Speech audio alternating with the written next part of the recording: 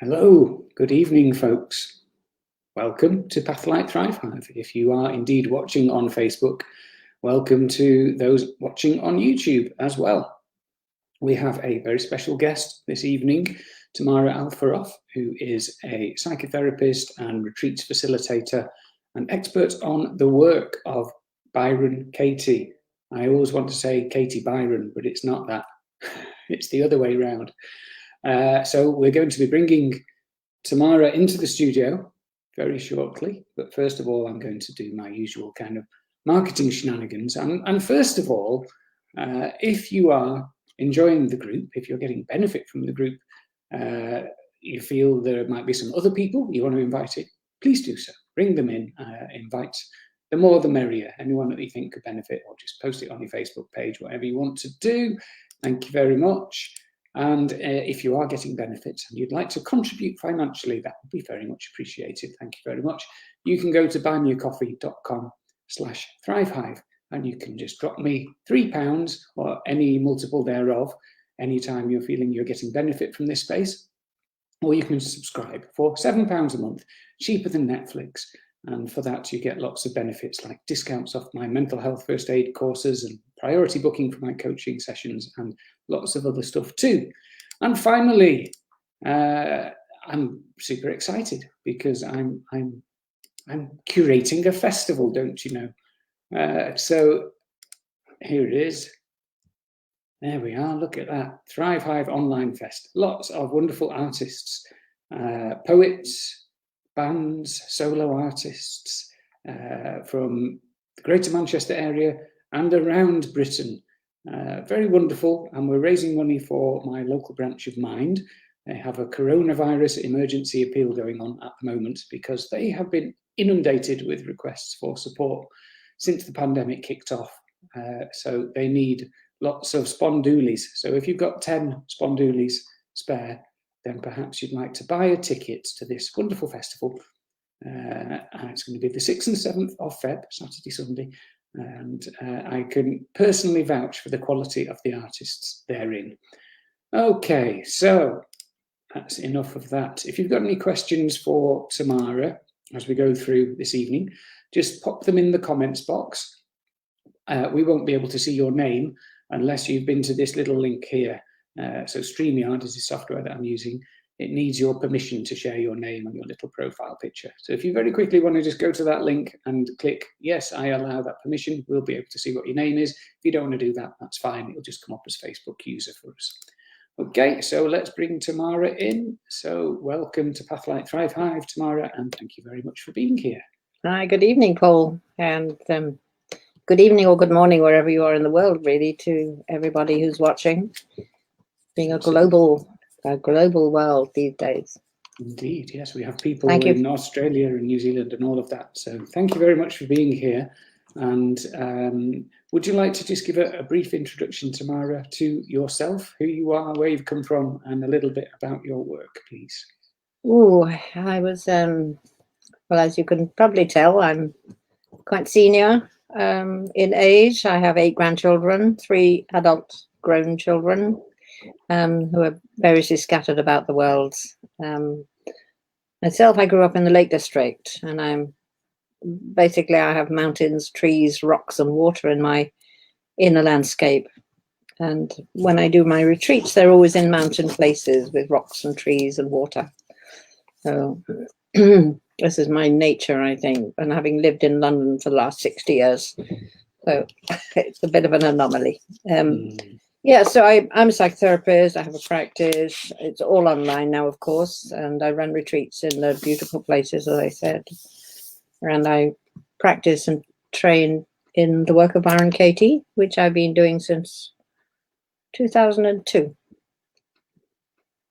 And yeah, I'll say a bit more about that. Yeah. Yes, very experienced practitioner. So with your retreats, would you like to say a little bit about what the theme of those retreats are, who they're for?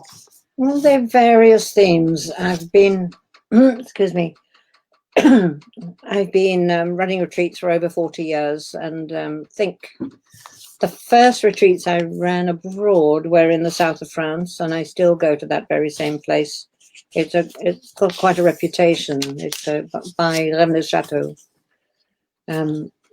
Before that became so famous, I was there running retreats with on co-counselling, on peer counselling, on group counselling, on body symptoms, the work of Arne Mindell, process work, money workshops, being in nature workshops. Is very much a part of the reason why I'm in those beautiful places, is because we spend a lot of time within nature and sometimes in silence too. And always vegetarian, always wonderful food, catered. So some are more rustic and some are more luxurious, but so I have 3 or 4 venues now that I do these things in. And more recently, I've been working with mythology, with Greek goddesses, particularly relevant at the moment to the goddess of Persephone and her mother Demeter, and Persephone who's stolen away into the underworld and to be in the dark in taking care of the souls of the departed, with Hades, who is the king of the underworld. And people think of Hades as hell. It isn't. It is not hell. It's where the souls of the dead go. And Persephone was taken away down there. And the story of Persephone is how her mother cast a curse upon the earth that she wouldn't lift until her daughter was restored to her. And then this feeds into our experience of the dark, the winter, the feminine, the lack of growth, if you like, of fruits and vegetables sort of go quiet. And then in the spring, Persephone is returned to the surface, and Demeter sort of lifted the curse once her daughter was back. So everything fruited and harvested all overnight, of course, again, being Greek goddesses, and they could just do like that, and magic happened. But this feels to me very much a myth for our times. And then the third archetype in that particular workshop, I call it the heroine's journey, is Mary Magdalene. And all 3 of those feminine archetypes were dismissed and downgraded and disregarded and written out of the story by their patriarchal relatives, brothers, husbands, and fathers, and those that ruled over them, basically.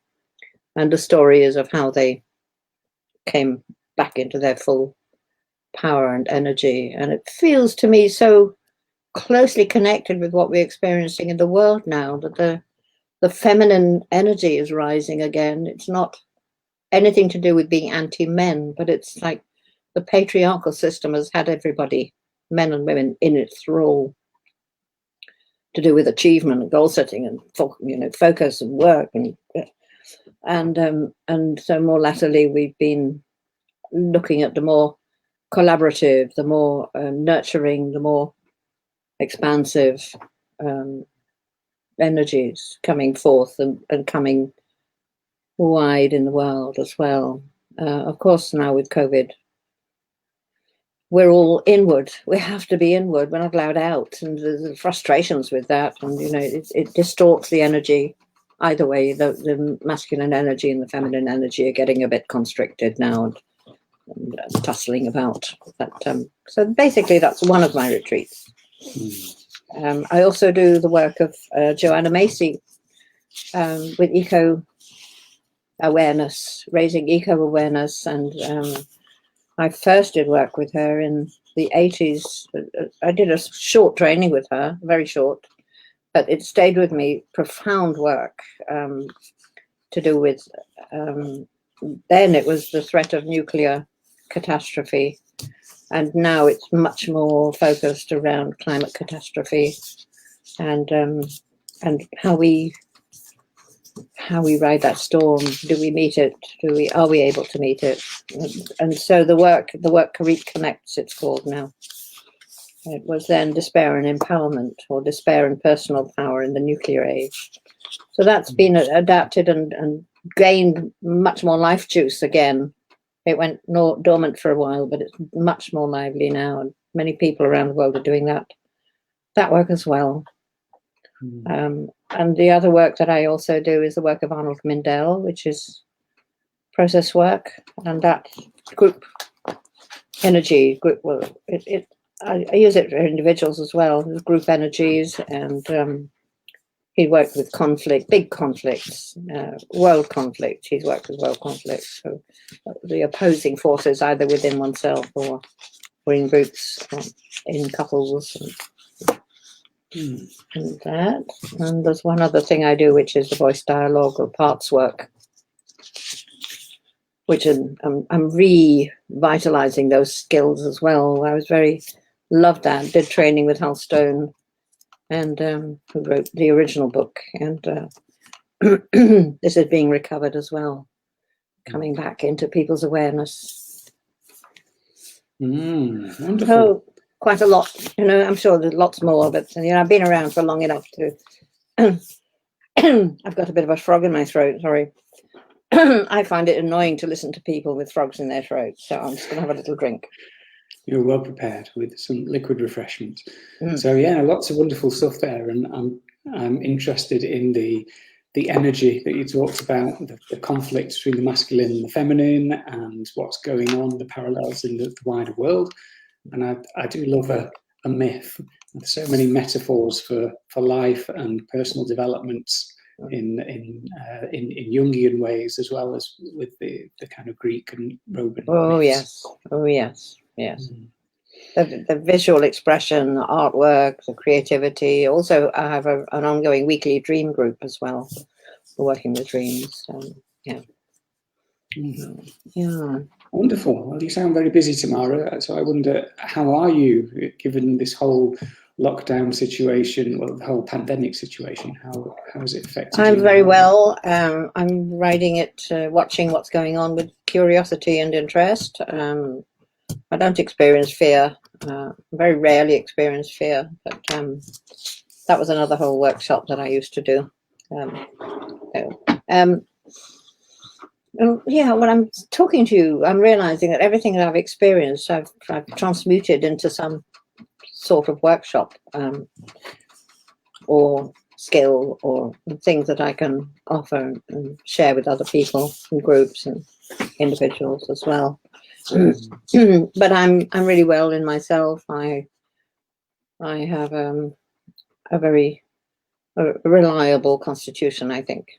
So, thanks to my difficult upbringing, physically demanding upbringing in the Lake District, that's sort of walking 3 miles to school in 3-foot deep snow. I mean, that, freezing in the winter. Yeah. Yes, I was in the Lake District over the summer for a holiday with my children, and we saw some sign or something saying this is the rainiest part of the British Isles, which good for building resilience. And good for lakes, Indeed. It wouldn't be the Lake District if it didn't rain. Yes. Lovely. Okay, so just briefly before we get into the work of Byron Katie, I wonder if you could just perhaps share a bit more personally about you, what your passions are, and maybe why you do what you do. Why I do what I do? Well, I suppose at the moment I'm watching what's happening. We've been brought up to a full stop, basically, in the way that we've been hurtling towards wrecking our home. And I'm quite passionate about waste, about the use of plastic. I'm not a purist. I have plastic stuff on my desk, and like everybody, but I recycle a lot. I try to avoid things that are damaging. I boycott firms that are ruining the environment, like Nestle, for example. A bit of a publicity plug there against Nestle. I check, Nestle has got its finger in so many pies now. You think you're buying a Mars bar, you're buying a Nestle. Think you're buying a Twix, it's a Nestle product. Think you're buying a bottle of water. It's very hard to avoid the big conglomerates, but so that's a passion of mine, that I'm active, because I think the world that I was raised in was clean. although we burn coal, I was raised in a house where we didn't have any central anything, no water mains, electricity or heating, and we burned coal and wood. And a big fuss and palaver now about wood stoves. They cause. And I have to say that I love the smell of wood smoke, and I will go sniff it if I can. If I smell it, bonfire going, it has to be wood. Also, I used to stand by my mother when she was filling the car with petrol from the cans that we had, and sniff the petrol because I love the smell of petrol. And I smoked for 50 years, and so everybody who's talking about, I'm not advocating anybody else try this at home, mind you, but that's not what I'm saying. But I tend to disbelieve a lot of the scare stories, and so as I said, I have a strong constitution, and I think a lot of that is to do with mindset. It's to do with how you experience yourself in your body, in the world. And so, for example, if you're,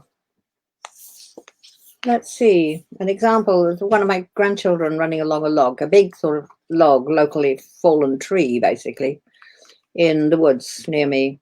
And he was about 2.5, maybe 3 on the log, and his mother said, "Be careful." And he went like this. And of course, when you're tense, you are physically far less able with your body. You don't look, you don't feel, your feet contract, your hands contract, your eyes shrink up, and you're physically less able to be in the environment that is maybe a bit challenging for you. So instilling fear in people is actually making them less safe, in my view. And for me, when I say it's about attitude, touch wood, I'm right, I'm fairly fearless. And so I don't quite know what else to say, but that, the world and its beauty is a passion of mine. And it breaks my heart to see it being damaged in the way it is, and the seas being polluted. And we haven't even begun to realize the half of it yet.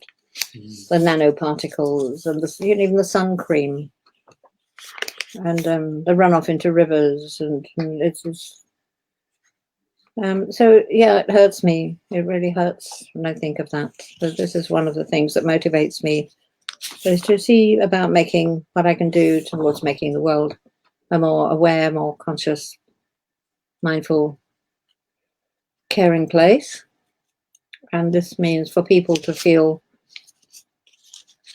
well in themselves, to not be fearful, to be able to hear and listen and understand others, and particularly to have ways in which to work with, the mind throws up thoughts all the time.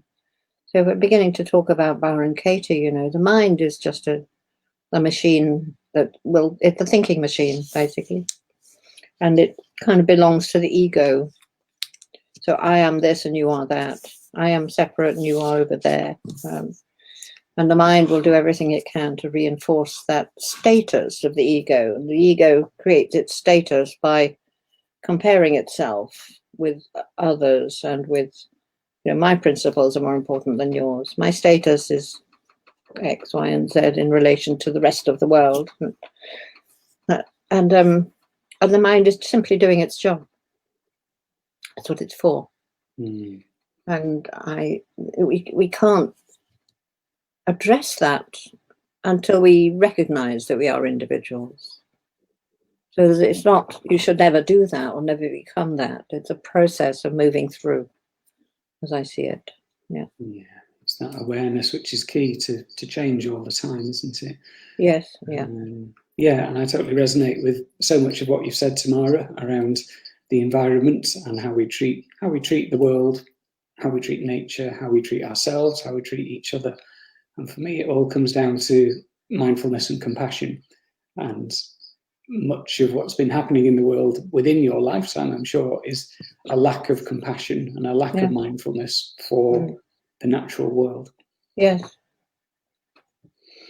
I've noticed that I've been recently, over the last 18 months or so, very actively ranting away on Facebook about the politics and the policies and so on.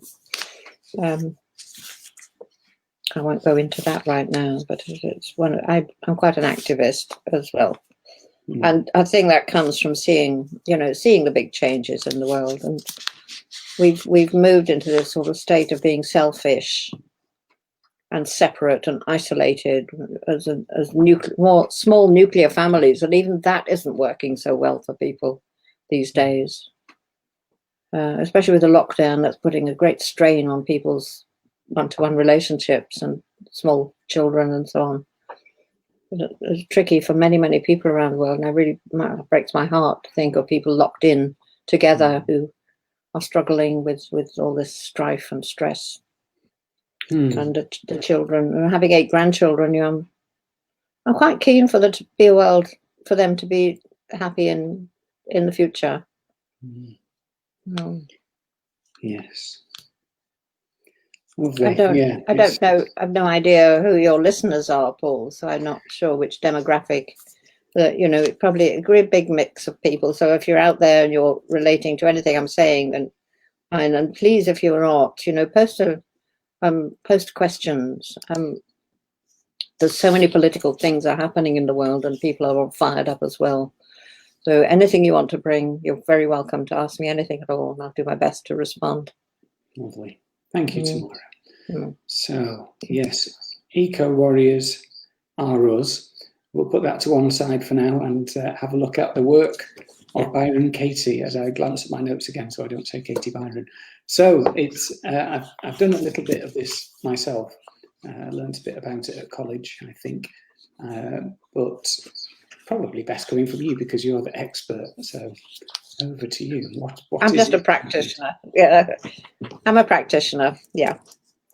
So over to me. What would you like to do? Well, are you willing to be a guinea pig and do some inquiry yourself? Yes, I totally am. But before we get to that stage, would you be able to just give us a bit of an insight into what it is, what the 4 questions are? Sure. Okay. That type of stuff. Thank you. Well, Katie. She called herself Byron Katie to distinguish herself from other Katies in the world because there are so many millions. And her mother christened her Byron Katie after an aunt, Byron Kathleen. So she's known as Katie, basically. But her books are all Byron Katie. The copyright's all Byron Katie. So if you use her materials, then please use the copyright as well. So she was an American real estate agent living in Barstow, I think it's called, east of Los Angeles in the desert, and married with 3 children, drinking herself into an early grave, overweight, smoking, fighting with everyone, depressed, anxious. I think she was already then on her 2nd husband. And after a while of this, he felt he couldn't cope anymore, and he persuaded her or put her in a house for women recovering from something or other. I can't remember exactly what it was now. And they put her in there. It was a 12-step house. And they put her on the top floor, and the women in the house were so terrified of her, they barricaded the stairs and wouldn't let her come down. They thought she might attack them. She was so violent and enraged. And I think there were many more experiences that she had, which were written about in other books. But the one that she tells now is that she was asleep on the floor, on a mattress on the floor, and a cockroach ran over her foot. And that was her moment of enlightenment. It woke her up to the fact that when she believed her thoughts, she was suffering. And if she didn't believe the thought, she wasn't suffering. And she went into a sort of psychotic trance, really. And she didn't know who she was, the names of her children, what her own name was, where she lived. She wandered about in her nightie, went off into the desert by herself for 3 days, disappeared all over the place. Well, this went on for a while. And then she found herself at home, and people began to notice something about her, some light in her eyes, I think it was. And they started to come and knock on the door and say, "Can I talk with you?" And it gradually developed. And she found that she was able to help people with the thoughts that they were having. And she formulated that into a very simple process of 4 questions and some ways to turn the thought around, which is now, as it was then, the work of Byron Katie. I've got it printed out. I don't know if you can see this, if I hold it up to the screen. These are the 4 questions. Yeah. So is it true? Can you absolutely know it's true? How do you react? What happens when you believe that thought? Yes. And what would you be without that thought? Yes. Who or what would you be without the thought? Yeah. And we generally stay precisely with those words because they're tried and true. And Katie herself, she wasn't suddenly all enlightened. There was something that she discovered, and she set to work with it. And she tells that she worked for 3 years on her mother. 3 years, till she was free of bitterness and judgments about her mother. Yeah, so anyway, so gradually it evolved, and I think it took her, that was 1987 that she had this awakening. And around about 1996 or 7, I think, or 8, she was running, I mean, people used to come to her house and she'd sit with them and do inquiry, and gradually groups formed and so on. But she formulated a residential, what she called a school. And then it was, a friend of mine went actually on this, the first or second school. It was something like 16 days, located in the desert, and deep inquiry. And they went through tremendous processes together. And I learned about the work in 2002, as many people do. Where is it? Just get this, one of these down.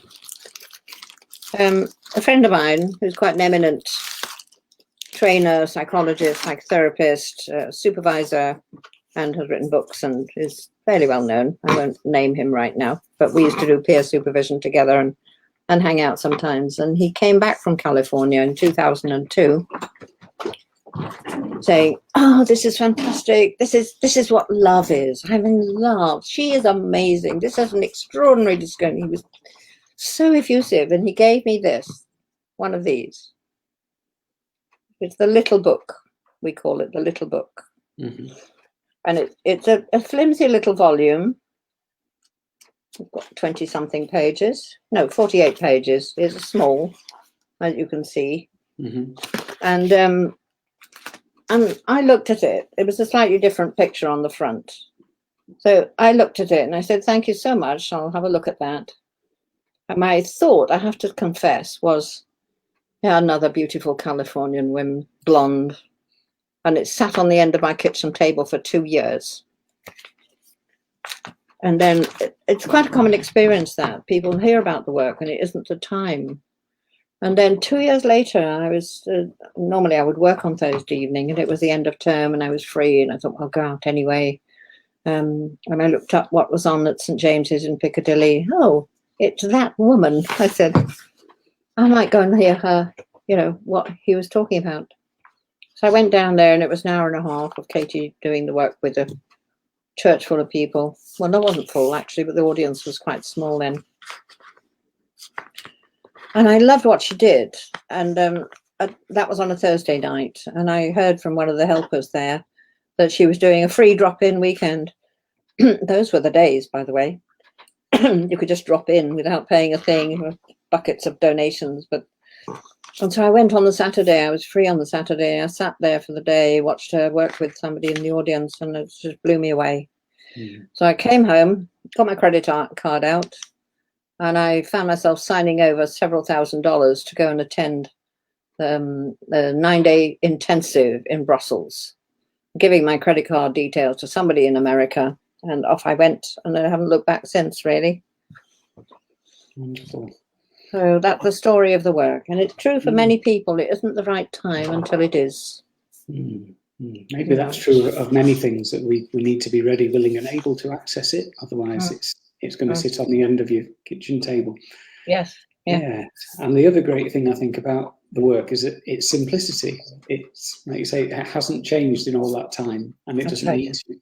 It's so deceptively simple. Yeah. One of the things that people say about the work is that it's a cult. And it's true that it has elements of, when you go on the schools are probably not going to happen anymore, because Katie is sort of semi-retired, I think now. I'm assuming that she is, because she's not traveling, and well, nobody's traveling at the moment. Hopefully she'll be back on the planes next summer, but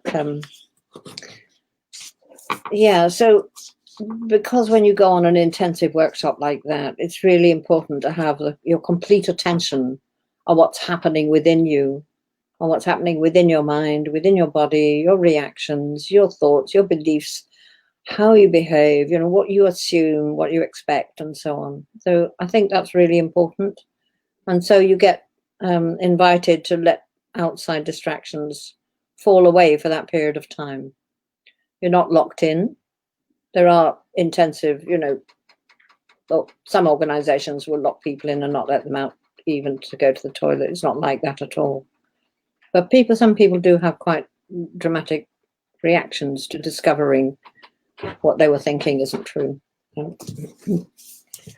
The one or two reports have gone out. It's not like that at all. Yeah. Okay, so shall we dive into me being a guinea pig for you dive in? Yes, you dive in, and yes. I will assist. I will assist you in doing the work. Just one moment.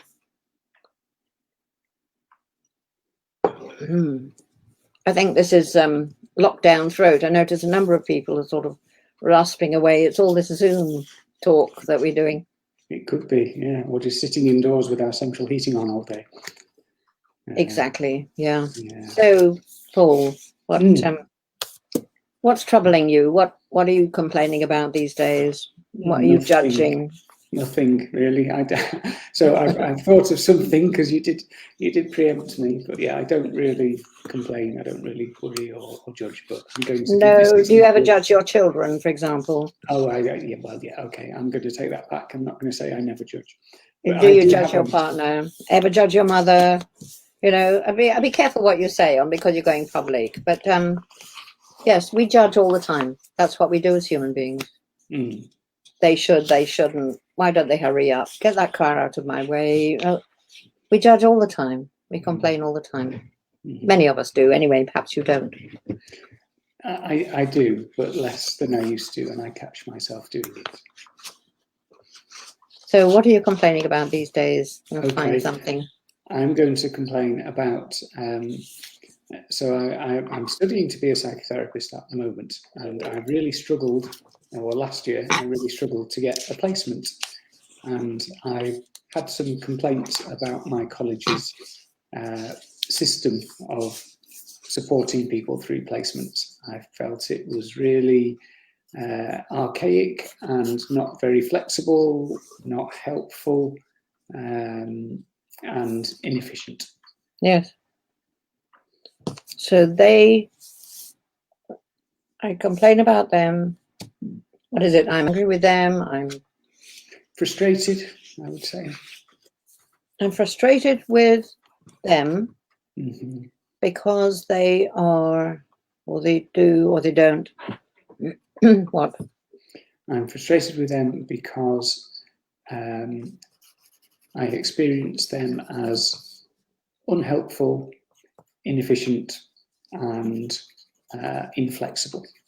They are unhelpful, Inefficient, inefficient, and inflexible. and inflexible. Which is the strongest of those words? Unhelpful, inefficient, unhelpful. Good. So what is the situation? Find a moment in which you're having that thought, this frustration with the process. Where are you, and how does this thought arise in you at that moment? What's happened? Are you looking at the computer, received a letter? What has happened? Yes, so I would have been sat right here staring at this computer as another email arrives, and I perceive it as blocking the process or overcomplicating the process. Great. So what you'll notice is that I'm taking time to find the moment in which you have this reaction and what's happened. And your thought is, they are unhelpful. So that's a thought we'll question. They are unhelpful. In that moment, is it true for you that they are unhelpful? Yes.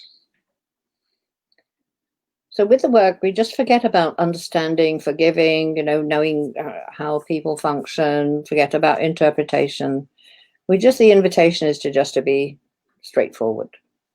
Can you absolutely know that it's true in this situation, at this moment, that they are unhelpful?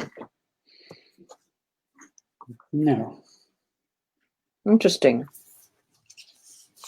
Where did the no come from? Well, because for me, it's a judgment based on the hardship that I perceive of my circumstances. And they may be doing their best. They probably are. So that's a get out, isn't it? Yeah. So they are unhelpful. Let's go back to that belief as if it's true for you without all the understanding and so on. So they are unhelpful in that moment. When you have that thought, what happens? How do you react in that moment? You're staring at the screen. Something's come through. Yeah. So I feel frustrated and angry. Where do you feel that in your body, Paul? My solar plexus. Can you describe that feeling? Yeah, so I'm feeling it now. It's a kind of like a warm solid ball at my solar plexus. Does it have a color? It's between red and purple. Yes. And the feeling is one of frustration, did you say? Frustration. And anger. And anger, yeah. So they are unhelpful. How old do you feel with that feeling? They're staring at this thing that's come to you. About 11. Yeah. What comes to mind when you think that?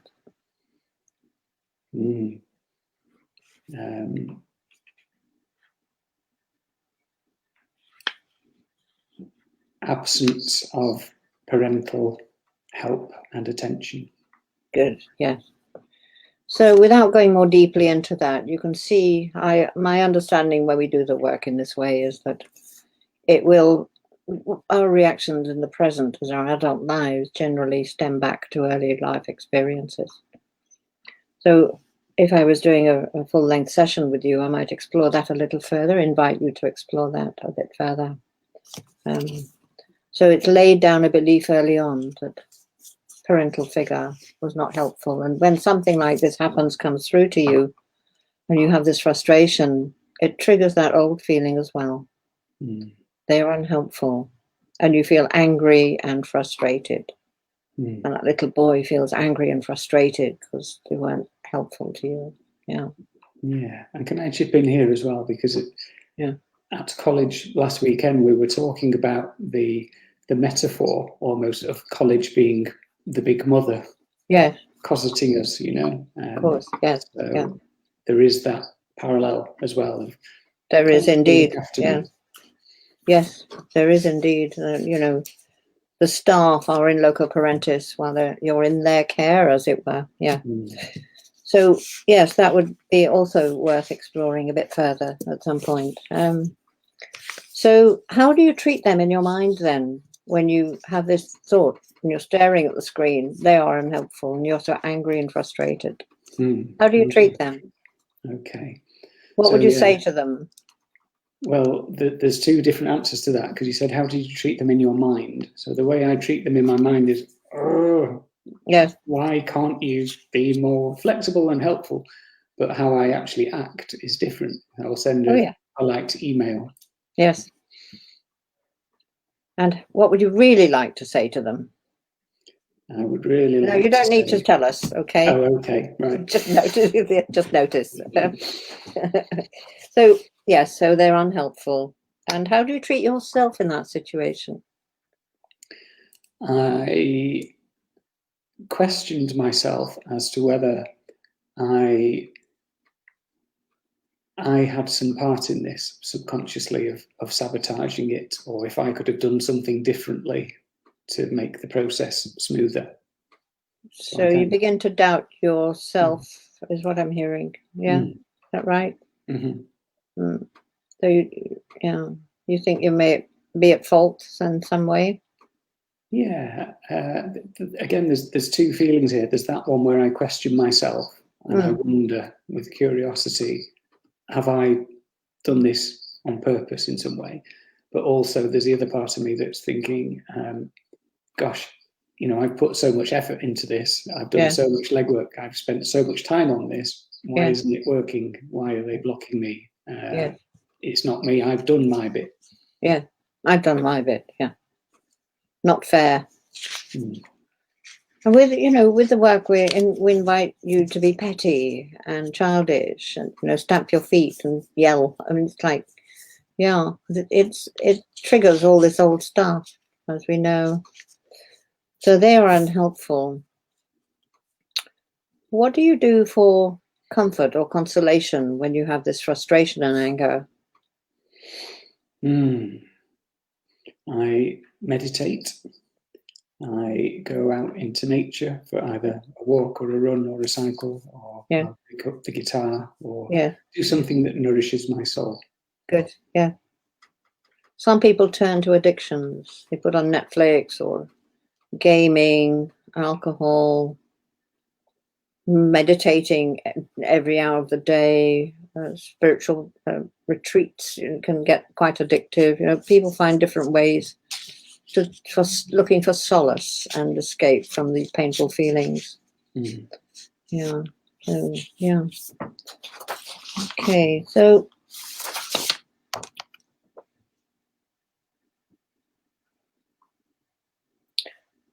yeah. So one of the questions we like to ask, if they are unhelpful, it's a bit of an odd question, really, but does the thought that they are unhelpful bring peace or stress into your life? Stress. Yeah. So imagine, Paul, in the same situation, you switch the computer on, you're sitting, an email comes through or a message comes through, and you look at the message. Who would you be without that belief that they are unhelpful in the same situation? I would be more at peace, more accepting, more in the flow of just living joyfully. Can you let yourself go there for a moment, feeling that who you'd be without the thought? Let the thought drift off like a cloud. Just looking at the words on the screen. Do you notice the difference? Yeah, there's a sense of calmness. Yeah. Acceptance. Good. So now we're going to find Well, we've looked at how believing the thought causes stress, and being without the thought, there's a sense of calm. Mm. And with that sense of calm, you're much freer to respond creatively rather than this old, tense, furious, hurt reaction. Mm. And so we're going to move to turnarounds, yeah? I'm just going to say that I've noticed the sensation in my solar plexus has gone. Yeah. And as you said that, Tamara, about the creativity, it allows creativity to come in. And actually, as soon as I took this issue to supervision and received some solace, as somebody said, I love the word solace, creative thoughts, other ways of dealing with the problem, other ways of getting placements appeared. Yes. So, yeah, it's true. So let's do the turnarounds. Hmm. I'm mindful of time. How much time have we got? We have about 13 minutes, but I can be flexible if necessary. I don't know if you We'll yeah. I'd like to. If people have got questions, I'd love to allow a little bit of time at the end. And if they haven't, that's also fine. So what we'll do is turn the thought around to the opposite. They are unhelpful. What would be the opposite of that? They are super helpful or just helpful. Helpful.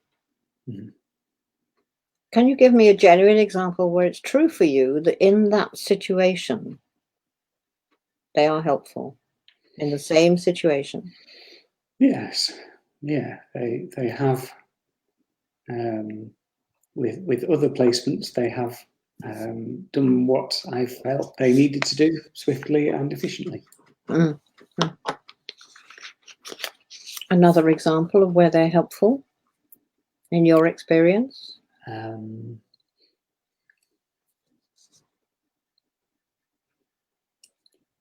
They've responded to the pandemic by setting up weekly Zooms where you can go and do a Q&A drop-in with them. Yeah. Good. And now you found two examples of where they are helpful. So you can find a third.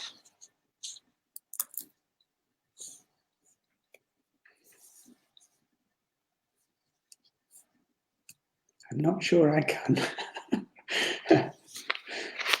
Do I have to? No. Okay, I'll stick with two. Two good examples you gave. One was they've set up Zooms so everybody can carry on. And the other was, what was that? They have, with other placements that I've applied for, done what they needed to do swiftly and efficiently. Yeah. And so can you find, just push a little bit, can you find a genuine example in this very situation with the same words on the page, on the screen, that they are helpful?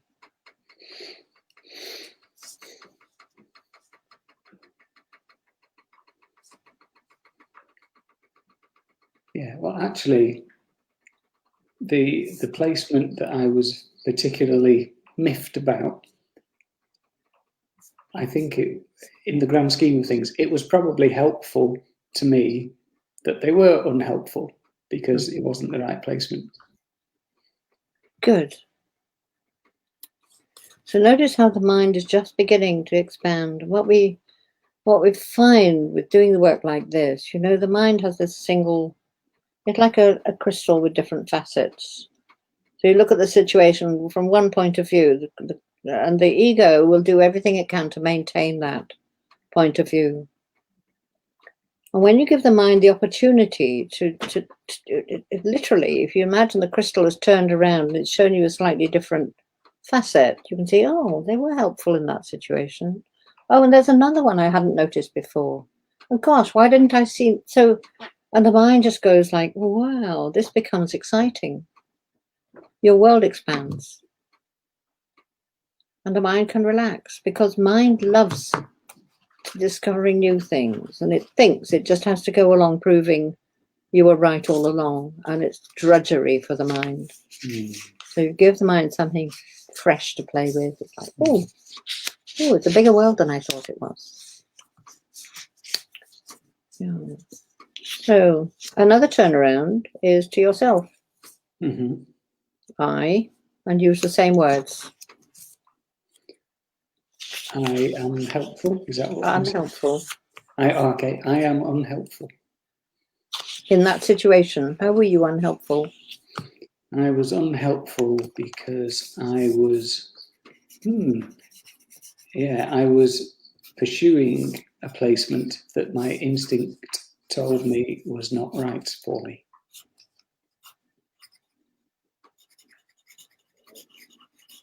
And okay, so in that situation, reading the words on the screen, how did you become unhelpful? I became, at least in my mind, I placed myself in conflict with the placement guys. Yes, yeah. And if we were to do more and longer and deeper inquiry, I might also then take you back to the little boy whose parents she found unhelpful, and to find ways in which they were actually helpful. Relieve the child of that constraint. That's something maybe to think about. Or we can do it now if you like. What time are we on? We've got 7 minutes. Do you have any questions coming in, or is it just... We don't at present. So folks, No, if you have any questions, just pop them in the comments. Or we can dive into my childhood. No, maybe not. Just maybe just find one example of how your parents were helpful in that situation that made you frustrated and angry. How were they helpful at that time, in that moment? Okay, yeah. So I can say that my dad was helpful because he encouraged me to do my best with my homework, and when necessary, helped me with my homework. Good. I can say my mum was helpful through her caring and nourishing presence at times. Yeah. Good find. And in the moment that you located earlier on, where you were angry and frustrated, how were they helpful to you in that moment, whatever the situation was? In that moment, that very moment. So providing comfort, reassurance, a solid base. Good. Yeah. Good find. Thank you. Thank you. That was good, eh? Yeah. It's a lovely, like I said earlier, really simple approach, and I think it takes a skilled facilitator like yourself to really draw out the underlying issues. But do you believe it is something that, if we read the little book or we do a little course or something, it's just something we can pick up and do our own just by looking at those 4 questions in the turnaround? If you do your own work, I do my own work as I'm working with you. I'm asking also along where am I frustrated, and how do I, some tuning in really to you. As Katie says, you can take, these 4 questions are printed on a little yellow card. It's called the yellow card facilitation. And if you're really frustrated and there's nobody around, you go out in the street with your yellow card and you approach a near child and say, "Can you read?" And the child says, "Yes." You say, "Please read these questions to me," and you do your work. So it's the worker working. It isn't the facilitator doing the work. It's you. All you need is the questions and the willingness, really. So we encourage lots and lots of written work as well. We have the Judge Your Neighbor worksheet, which is the basis. This is the foundation of the work. Is the Judge Your Neighbor worksheet, and the manual for the work, just the little books, the Loving What Is. That's the manual for the work, and it has everything you need in it. And this is the Judge Your Neighbor worksheet. It has, you can download this from thework.com and print it out. It's free. It has 6 sections, and they are, in this situation, who angers, confuses, or disappoints you, or whatever, and why. in the situation, how do you want them to change? What do you want them to do? What advice would you offer them they should or shouldn't? You know, in psychotherapy terms, we're encouraged to stop using the words should or shouldn't. Here, you're invited just to go for it. Like you said, in order for you to be happy. To what?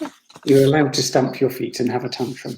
Yes, and to tell people what they should or shouldn't do, because you find out in the end it's all about you. But yeah, it's important not to skip the steps. When people discover the work, sometimes they go, well, they weren't helpful. No, they were helpful. Okay, I'm done. You know, it's like, no, actually, the work is, you may have discovered, Paul, is actually going really into opening up to that situation and how it affects you. It isn't a mental thing of just turn the thought around. So in order for you to be happy in the situation, what do you need them to think, say, feel, or do? What is it you need in that situation? And what do you think of them? This is where all your judgments come out. They're awful, they're ugly, they're mean, they're nasty, they're tight, they're unconscious. And then right at the end is, what is it about the situation you never want to experience again? So this is actually the foundation where you'll locate beliefs about whatever has happened in your life. And from this worksheet, you will take out phrases and put those to work on the one belief at a time worksheet, which is this one. And this has got all the questions pretty much that I was asking you. And you do your written work as well. So that's all free, all downloadable on the website. And there are several forums for people who are interested in the work. And, you know, if you're worried about something, there are facilitators, free, on the helpline, through thework.com, resources. And I can send you the links for those afterwards if you like, Paul. So if people want to know. So yeah, lots to download at thework.com. And I have my own website is Tamara-Alferoff.com. There it is. That's it. And you're welcome to email me. It's tamara.alferoff@me.com. Okay. And yeah.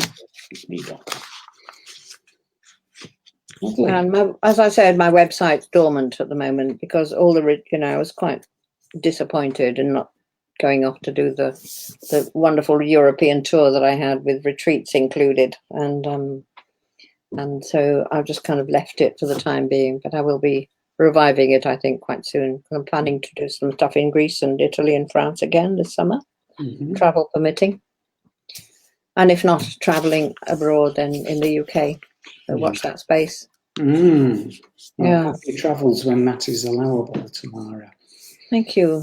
Thank you very much, Paul, for inviting me on the show. Thank you for coming. You call it a show? Is it a show? I suppose it is a show. We're showing It is a things. show.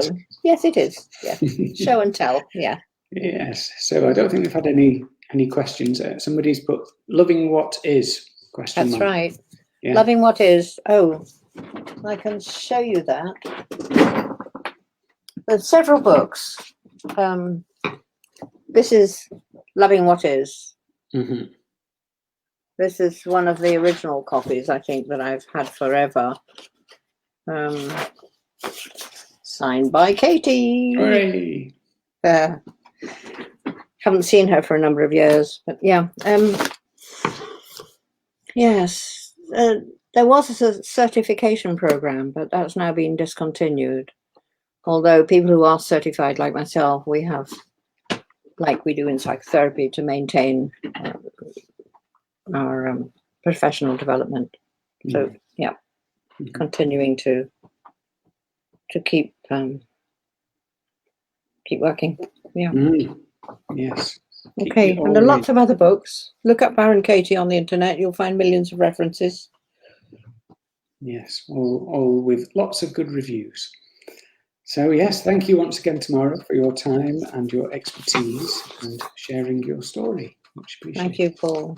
Thank you. And take care of yourself and See you soon. And thank you for being willing to go into that inquiry, just off the cuff, unrehearsed. And yeah. Yeah, no, it's a privilege. Thank you very much.